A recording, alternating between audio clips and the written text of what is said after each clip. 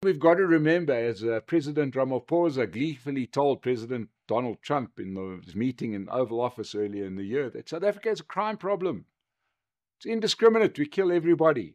And he doesn't seem to have a problem with this, because he came back from his meeting in the Oval Office and didn't say, guys, we are being embarrassed on the national stage. Let's do something about it. He came back saying, how dare he say that we targeting one particular group when we're targeting everybody.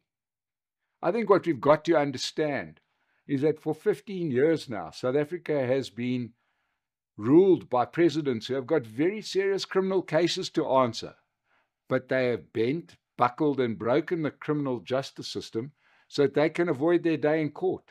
That filters all the way down. This has led to the appointment of some of the most pliant and compromised ministers in key positions, like ministers of police, ministers of justice, ministers of intelligence, right? These are people who are put into their position to stop the very function that they're there to be managing, right? And our cadres understand where their bread is buttered. They're not about to do the right thing. You know, we saw President Jacob Zuma survive how many votes of confidence? Votes of no confidence, right? Now we see not even a vote of no confidence being, held as the country descends into its worst criminal spiral ever.